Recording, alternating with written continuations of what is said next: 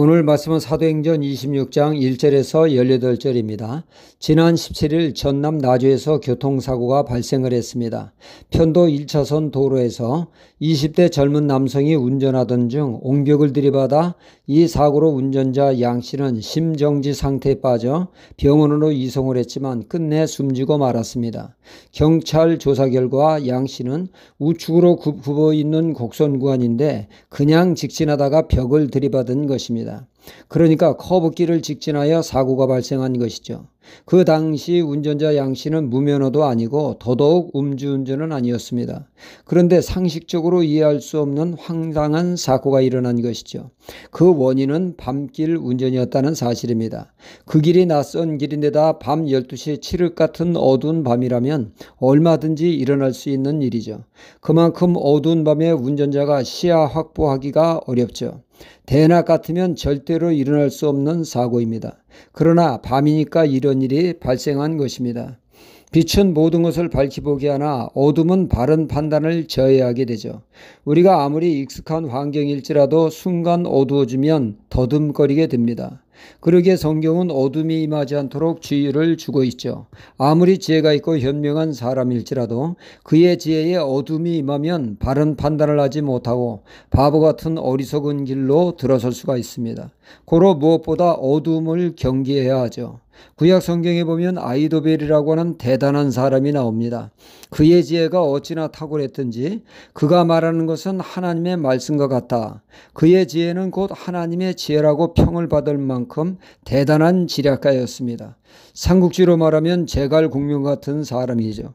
그 대단한 지혜자가 어둠에 임하니까 그의 지혜는 제기능을 못하고 어리석은 삶을 선택하게 되지요.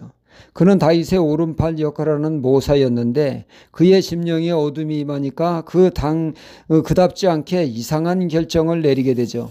다윗의 정권을 무너뜨리는 쿠데타에 그가 적극 가담을 하게 됩니다. 다윗의 오른팔 역할을 하던 자가 다윗을 죽이는데 이제는 앞장을 서게 된 것이죠. 도저히 있을 수 없는 배신의 길을 걸었습니다. 결국 그의 삶은 어떻게 끝나게 되어집니까? 제정신을 차리고 보니 자신이 돌이킬 수 없는 잘못을 범했음을 알고 고향에 들어가 집안 정리하고 스스로 목숨을 끊어 그 누구보다 지혜자였던 그가 바보 같은 삶을 살았습니다. 아무리 똑똑한 사람도 그 심령이 어두면 누구나 어리석은 짓을 하게 되어집니다. 우리가 하나님의 말씀을 열심히 공부하고 아는 거 너무나 귀한 일입니다.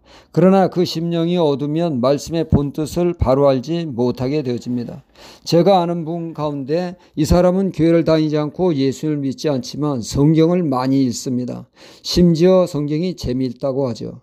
그런데 문제는 예수 그리스도의 복음을 전혀 모른다는 사실입니다. 그래서 그분의 심령의 어둠이 걷히기를 위해 기도하고 있습니다.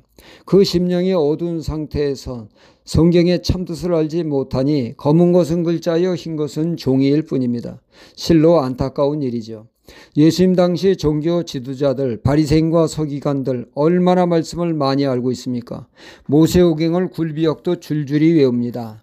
하지만 성경이 말하는 메시아 예수 그리스도가 그들 앞에 와 계신데 그들은 주님 앞 알아보지 못하고 오히려 대적하지 않았습니까? 이는 그들의 심령의 어둠에 메시아 예수 그리스도 코앞에 두고도 부인하며 대적하는 일이 벌어진 것입니다. 사도 바울도 마찬가지 아니었습니까? 그가 바리새인으로 있을 때, 그 심령이 어두운 가운데 있을 때 그는 그 누구보다 복음을 대적하는 자여 회방자였습니다. 천지분간 못하고 설치는 자였죠.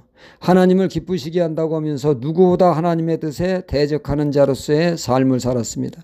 그런 그가 밝은 대낮보다 더한 빛 가운데 부활하신 예수님을 만남으로 그의 눈에 어둡게한 비늘이 벗겨짐으로 비로소 그는 그 어둠에서 벗어나 밝은 빛 가운데 예수 그리스도를 보게 되었고 비로소 성경의 참뜻을 알게 되었던 것입니다. 예수 그리스도가 바로 조상적부터 약속한 바로 그 메시아임을 알아볼 수 있게 되었고 영접하게 된 것입니다. 빛 가운데서 비로소 예수 그리스도의 실체를 알게 되었고 복음을 깨달은 그에게 주님은 증인의 사명을 주셨죠. 예수 그리스도를 증거하는 증인이 되라고 말입니다. 그리하여 그는 여전히 어두운 가운데 거하여 천지분간 못하란 그들을 빛 가운데로 인도하여 예수 그리스도를 영접하여 재상과 구원을 얻게 하는 사명이 자신에게 있다고 아브리카 왕과 베스도 총독과 사람들에게 당당히 증거하는 것이 오늘의 말씀입니다. 우리는 우리의 심령이 어둠의 심령에 매어 미혹되는 것이 아니라 늘 빛 가운데 거는 삶을 살아 복음을 밝히 알며 복음을 바로 깨달아 복음에 서는 신앙이 되어야 되겠습니다. 빛 가운데 바른 판단, 바른 선택으로 하나님의 뜻을 따라 사는 빛의 자녀로서의 삶을 살기 위하여 늘 깨어있는 삶을 살아야겠습니다. 할렐루야.